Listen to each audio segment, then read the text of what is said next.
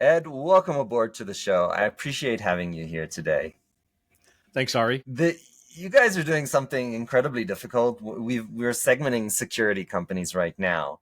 And one of the questions that came up is, well, first of all, figure out, who your company is and what they're focused on, and do they even have security risk and what that level is?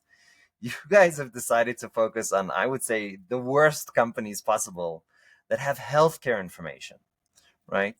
That is terrifying to me, to think that my healthcare information might get out there into the world. Mm-hmm. I want to start with a very simple question. Why did you even decide to focus on healthcare? Oh, yeah. Well, this will be my 11th company, and I've done software all my career.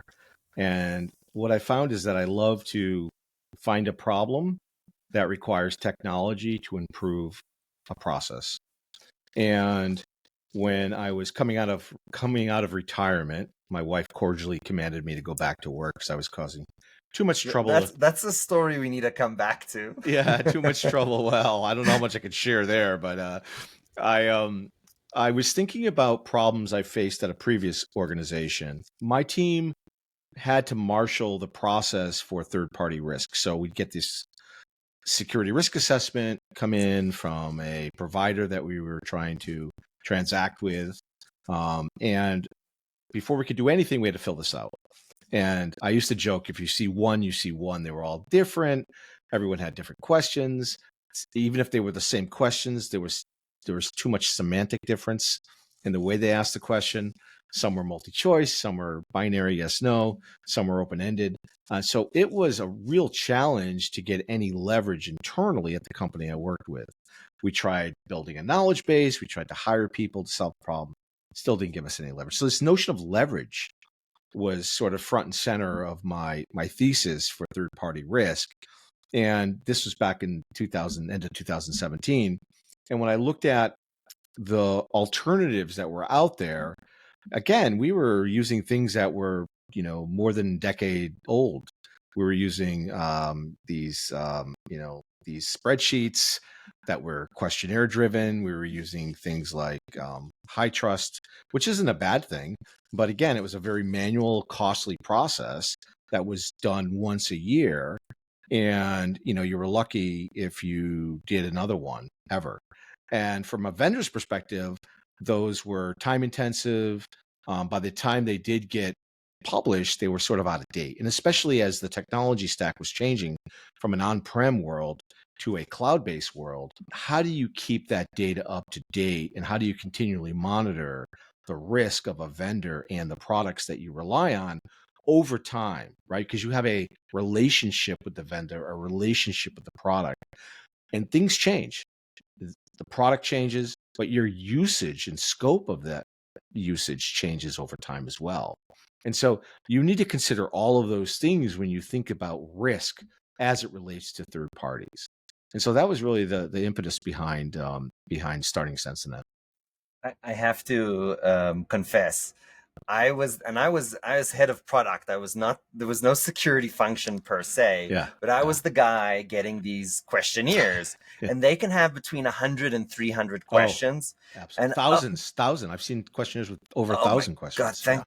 God I never had to do one with 1,000. Yeah. But it was mind boggling. Yeah. And sometimes we got these questionnaires when let's say the step or process in sales wasn't even that serious. That's So I right. would go back and ask the sales guy, look, this is going to take me hours. Are you can we ask them to delay this to once they actually want to buy? Yeah. It was horrifying. I got to admit. And not to mention that the questionnaires may have been cobbled together to include other types of technology. So if you were a cloud vendor, you were getting questions for on-prem vendors and vice versa. And so this notion of curation, where everybody was doing their own curation, was an important element within our solution and a problem to solve as well. Oh, absolutely. This is a question that is incredibly interesting. I kind of have an answer, but I want to see your perspective. If I just become compliant, right? There's a whole slur of compliances from, ISO 27001 to SOC 2 to healthcare specific and privacy. Can I just say, hey, I'm compliant with these standards and I don't need to fill out these questionnaires anymore? Yeah, the challenge with that is it's a point in time compliance, right? So as I said earlier, you could go through that process, be compliant, and then you have to what is the degree of compliance and what's the scope of compliance as well. It's really important because some of these certifications or compliance requirements will require you and give you flexibility to assess up to a certain level, a certain threshold. So you can't just take the certificate at face value. You have to look at it in context for how you're going to use that application, right? And so that's really important. So it's that combination of out of the box security of the product, but also how am I going to configure it, technically implement it? Is there PHI? Maybe not today, but over time, is there PHI? And that, I mean, that's happened to vendors where initially they were deployed. There was no concept of PHI being used. And over time, the scope changed in the product, right? You look at products today, they're introducing AI into these providers, and these providers they're not even aware of it, right? So you've got this, I have a product I've been using for several years. I have a whole AI governance track where I'm looking at new products that are introducing AI, and I have the vigilance and the diligence associated. But what about those existing products that are updating their stack with AI capabilities that I may or may not be aware of, right? So this is a big issue, and it continues to evolve as technology evolves.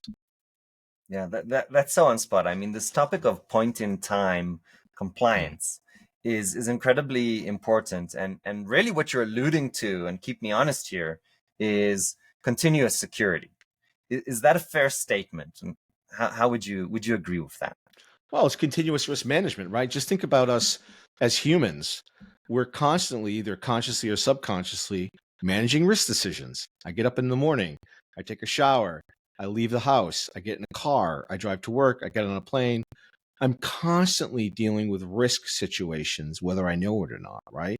So, of course, you continually have to look at risk from that context. You can't do everything, right? There's obviously not unlimited budget. So, you have to do it in the context of the business. Risk is a business decision, not a technology one.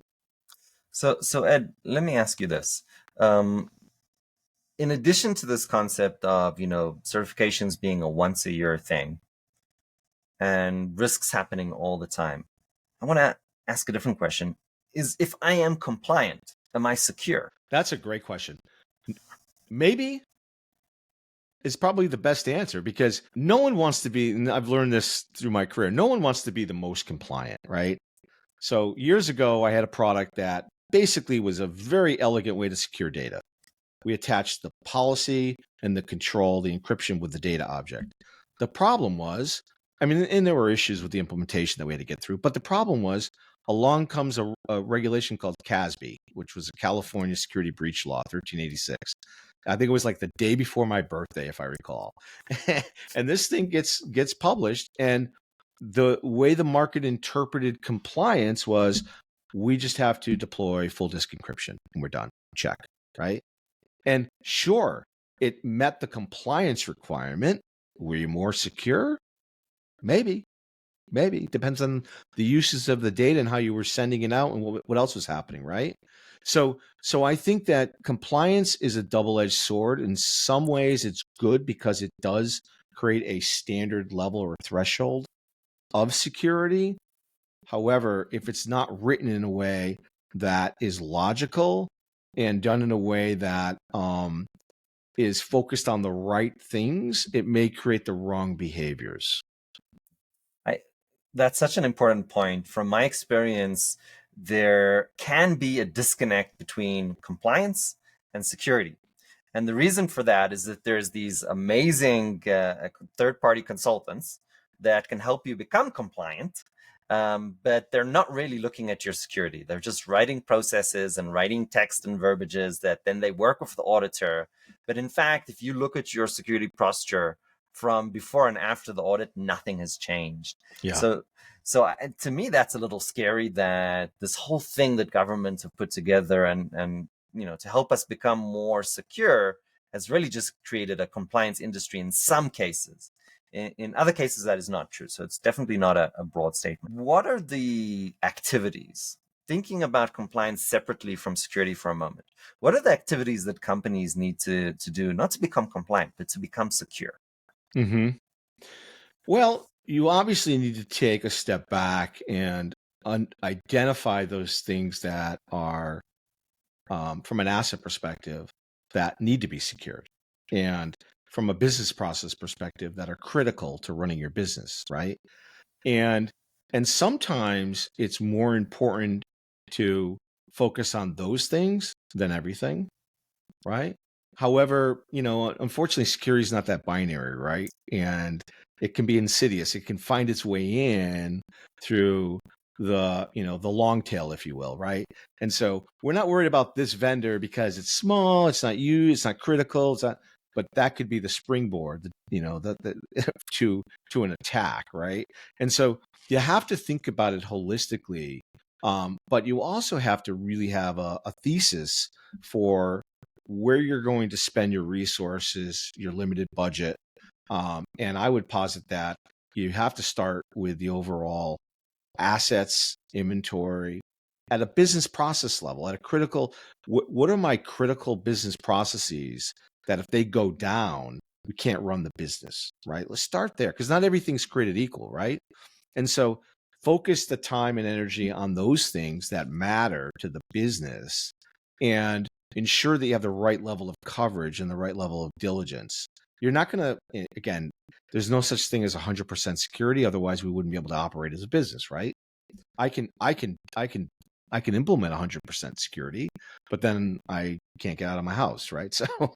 So we need to be thoughtful about that balance between security and usability. Can you tell us a story of, a customer that kind of thought through this, and usually, and keep me honest here, but many times it's after they had a security incident where, customers just wake up and like, oh, I need to really get my head around this.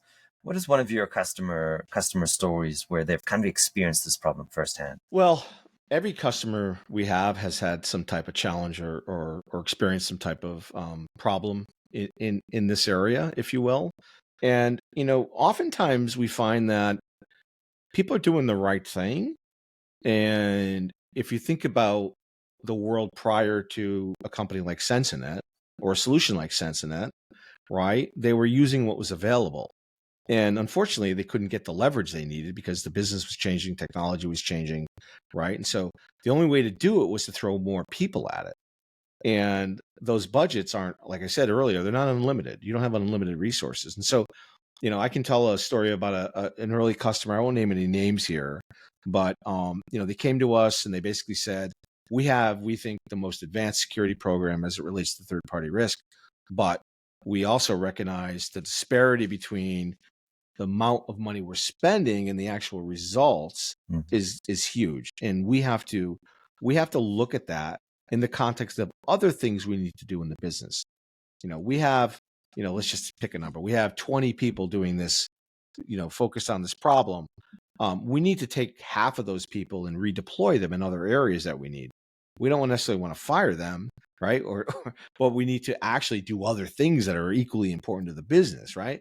Help us. Can you help us, right? So that's an example where technology, if used appropriately, can really create leverage in the overall business, right? If I can still do what I'm doing today and actually do it even better, faster, cheaper across the board, why wouldn't I deploy the technology?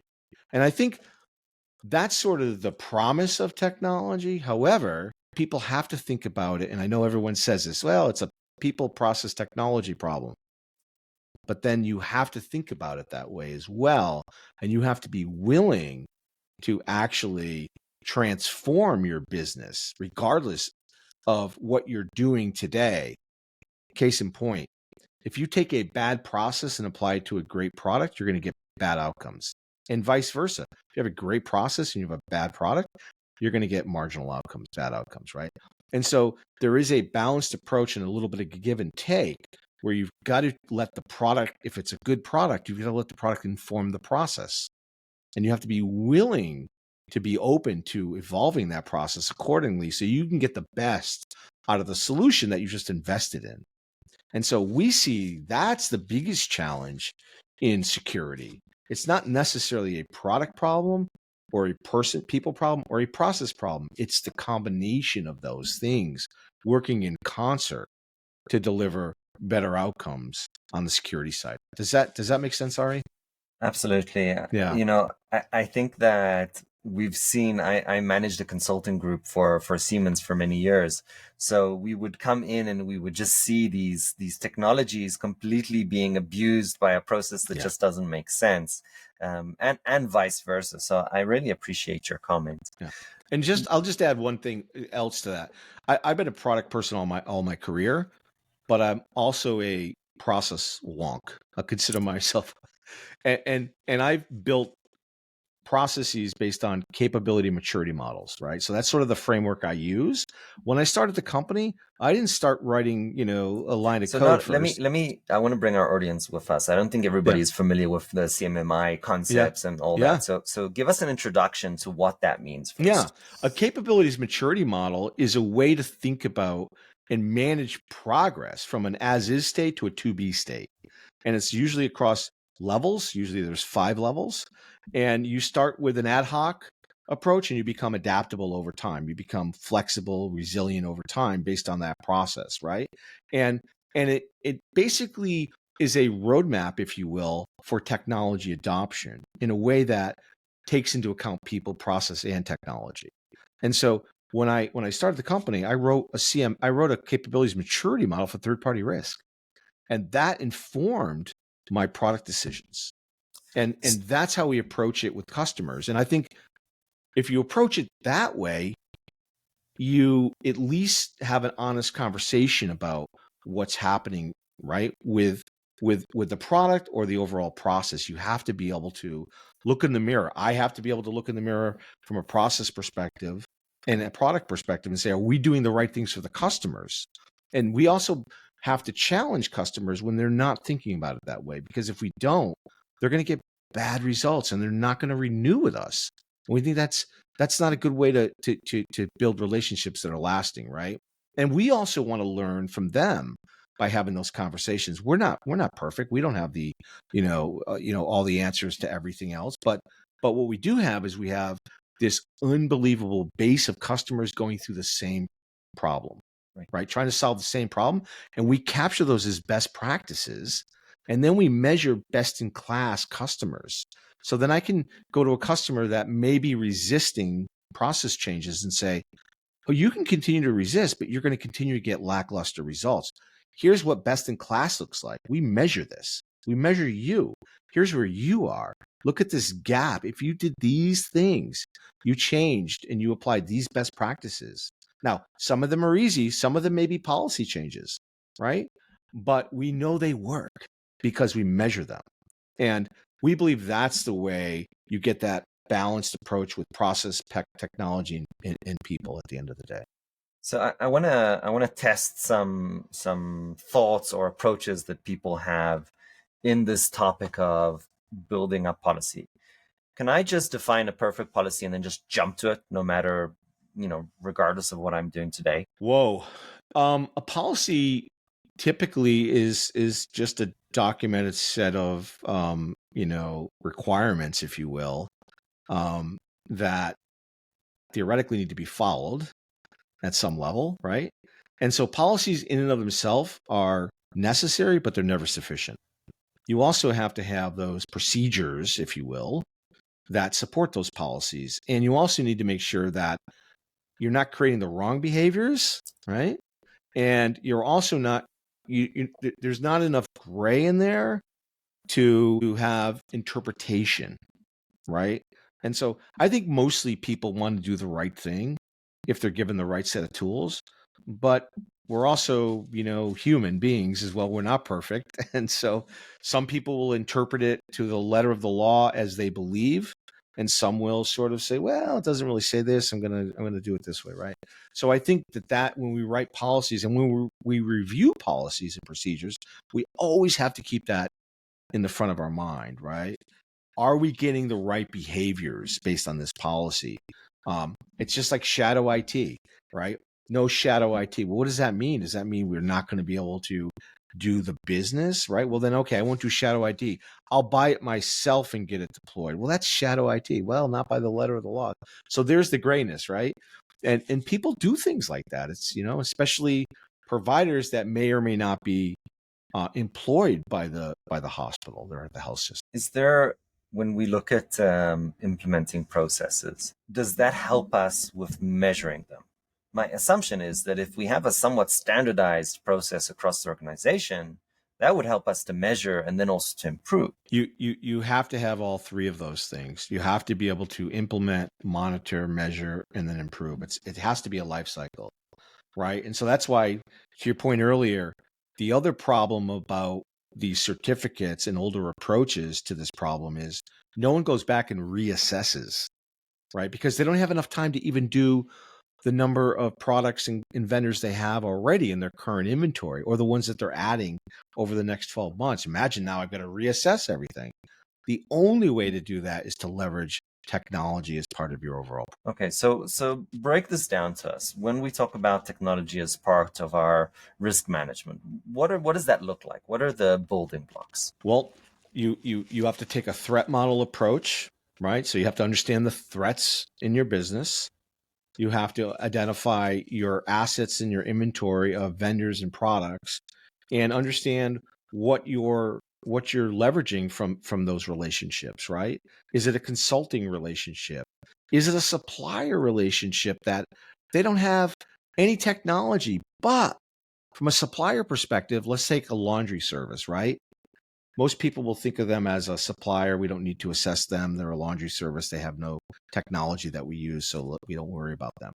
However, if you're a large hospital and you have one laundry service that can service you and they get hit with a cyber attack, guess what? That's a risk because now you can't operate your hospital without laundry, right? Without linens and scrubs and everything else, right? So what's important is really to take that holistic view of not just your ecosystem, but also your internal systems, your internal products and services.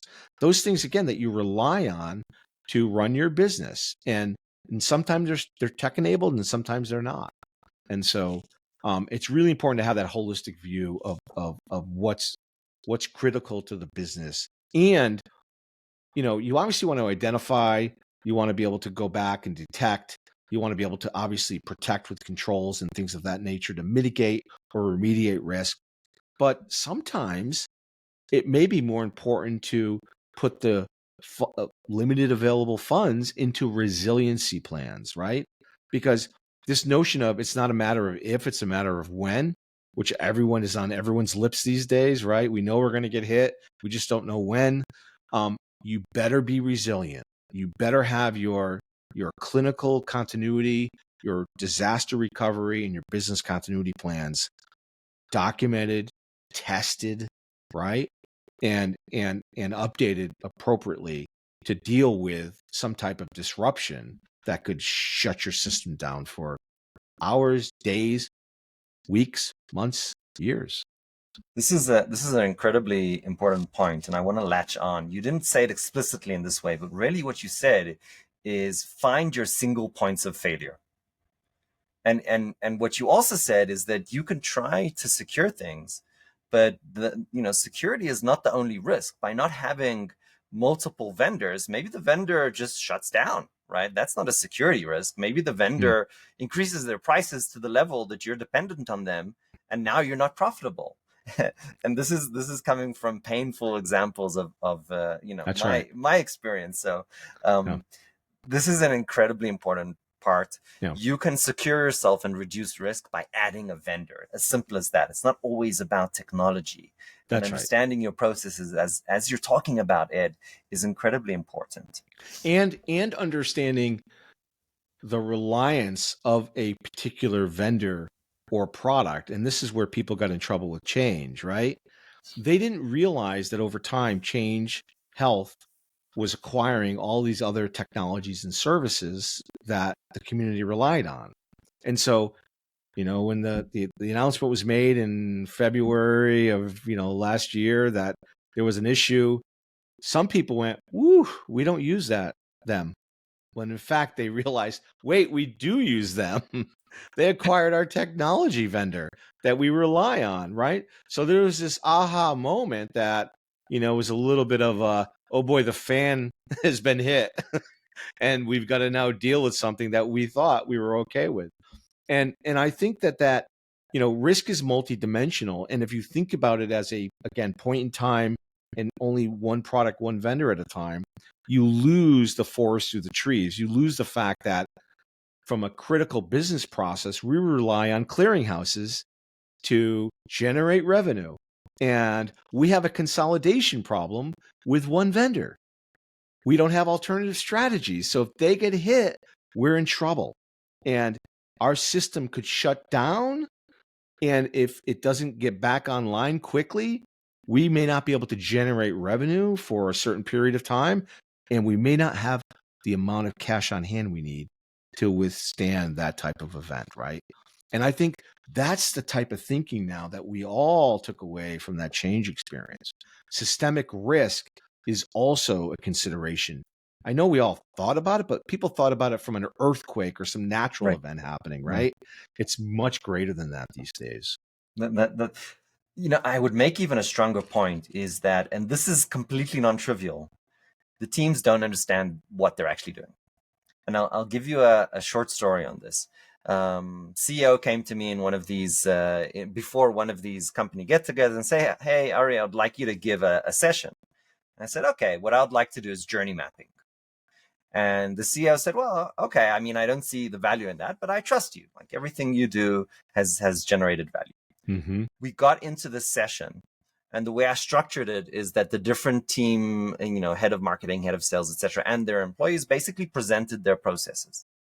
The amount of shock and disagreement that came out, well, no, that's not what we do. Suddenly we figured out that different people are using different processes. Yeah, exactly. People from other divisions were exhilarated to learn what the other division is actually doing. That created a few things. One, there were so many spin-off meetings where, like, oh, I can help you with this. I can make this process for you more effective because I have this data, I have this thing. I can put this touch in my communication with the customer. It was a revolutionary process. People were amazed. In fact, I had people come out and say, this was the best session I have had ever in all of my, jobs. Yeah. And to me, that was just saying the simple thing. You don't know what you're doing. Just bringing people into a room to, first of all, and you said this at the beginning, map out where you are right now. Validate that with the whole team, and you'll figure out that there's a lot of surprises. And my guess is that many of those surprises are opportunities for you to improve. Maybe some of them don't have the benefit. You kind of do the cost-effective analysis on that, and you're like, well, discrepancy here is okay. But in other cases, you might find that, oh, there is huge money left on the table here. So this is such an important point, Ed, that you're bringing forward. So I just really wanted to crystallize that.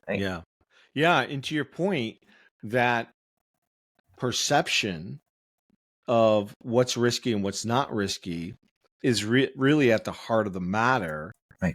And how people operationalize around that data, right? And so I was just at Chime this past week, and I was in a meeting, and it dawned on me, people are conflating the requirements around risk management from the government, from the OCR's perspective, right? So what happens if a health system or a BAA, a partner, gets breached, and there's a data breach or a ransomware?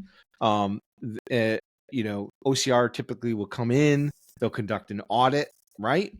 And if you read those audits, you read their findings, which I do, believe it or not, in my spare time, you see patterns, and the pattern is 90% of them basically get in trouble because they haven't done a risk management assessment, right? And we were talking about that, and several folks would say, yeah, but I don't have the people or the time, because what they were doing was thinking about the risk management process as I have to identify and fix at the same time.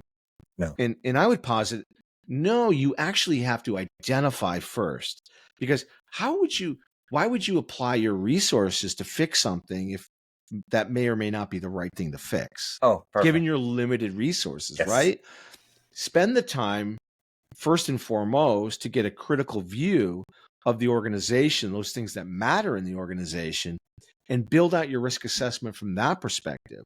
And if, God forbid, something happens and you're doing the right things and thinking about it logically, and you get audited, I believe, you probably would not be in trouble because you're in process. You've identified all of the available risks in your organization, and you identified the fact that we have a plan to mitigate and remediate. We're focused on the critical ones first, exactly. right? And risk management is about taking risk at some level. You can't reduce all risks. So therefore, inherent in your risk management program, there's a notion of appetite and tolerance, right? And you have to Yes. document that, right? And that's what the OCR wants to see. Like, do you have a program? Is it logically sound? Do you have it documented? Are you making progress on it, right? Those are the things they want to understand. This is, I mean, I think a lot of the pitfalls is that people come, they see, oh, 100, 300 controls. I need to be perfect on everything. They get Oh, completely geez. overwhelmed. Yeah, That is yeah, not the expectation.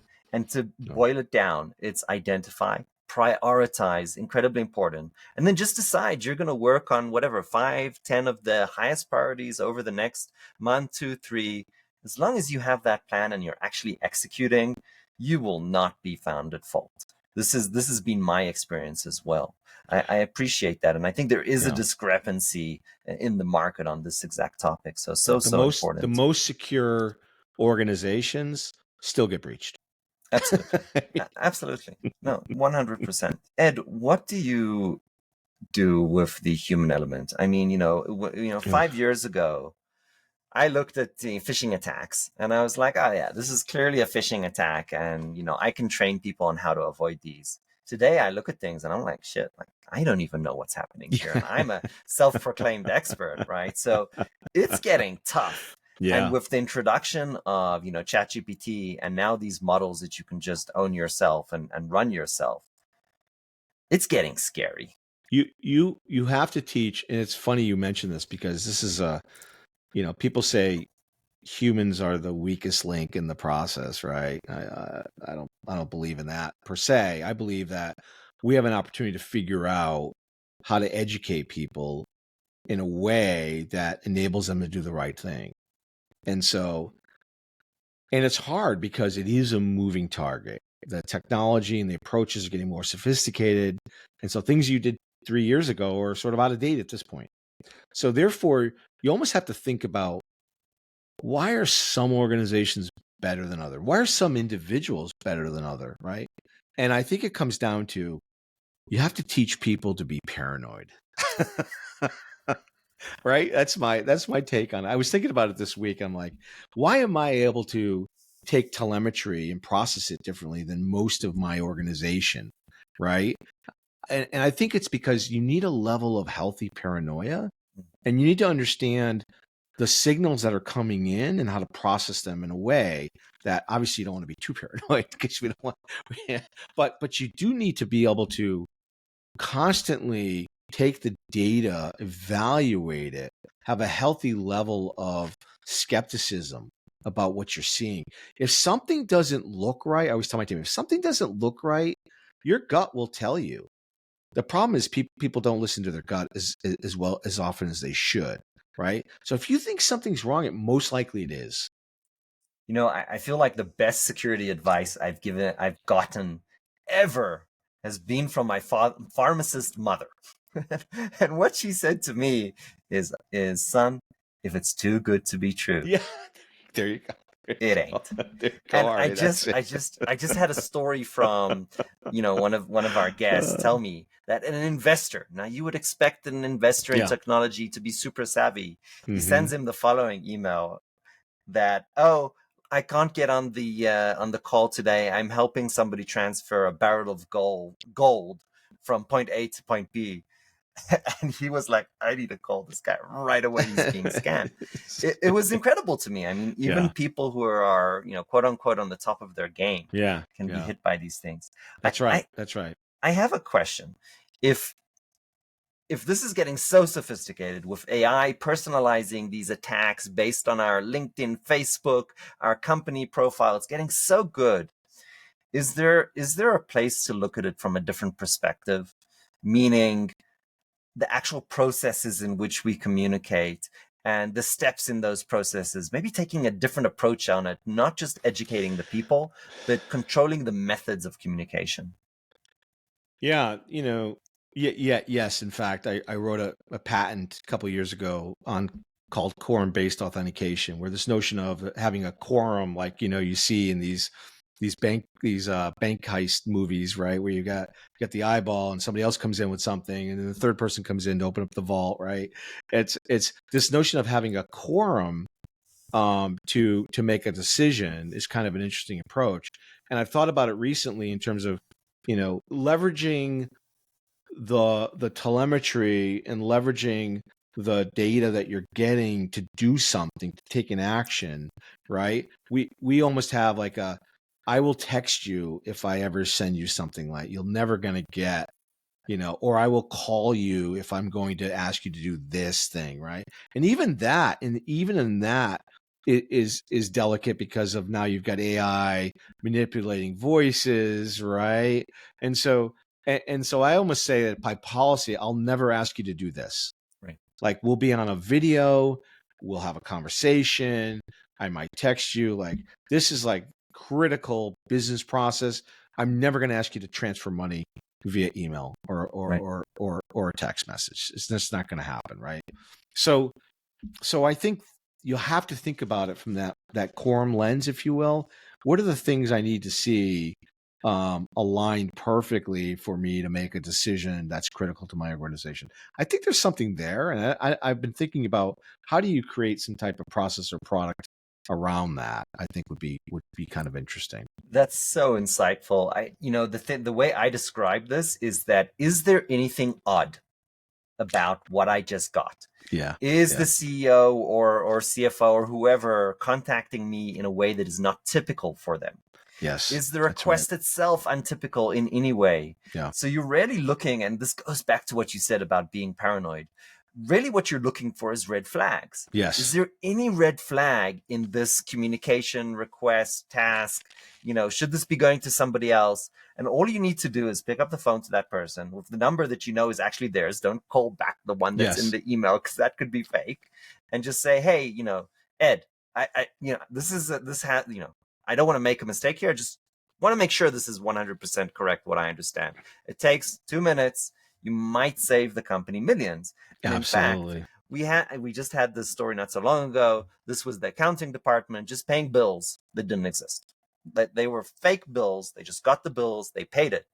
And this was actually, I think this was Google. Keep me honest here if you remember. Yeah. An accounting department just paid it, and it totaled to, I think, over almost $100 million in bills that Yeah. they paid to It's the insane. supplier that did not exist, and services were Yeah. not rendered. Yeah.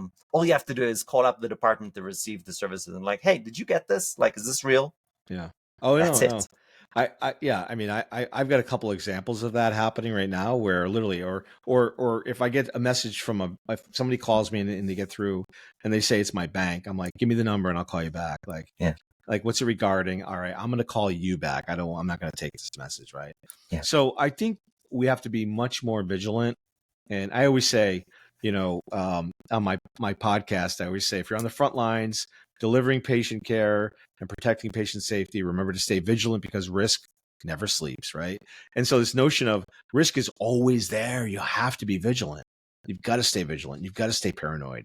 And it's getting harder and harder, and it's going to get worse and worse, not better, right? So we have to, as humans, leverage our own capacity to deal with this, whatever capacity we have to think critically, combine that with some paranoia and some healthy level of skepticism about everything, right? Because otherwise we're just going to continue, it's going to continue to be an arms race. Absolutely.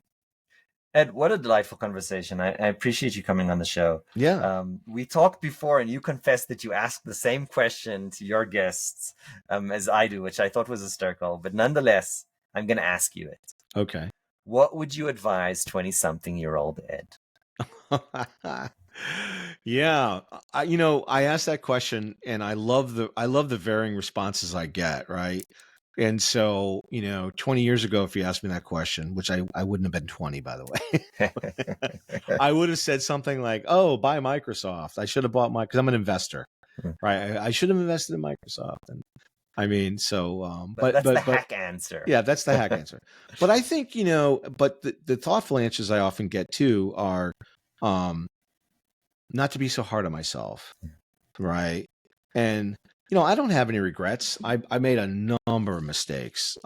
20, I was a train wreck at 20, and I don't mean that. I mean I was a train wreck.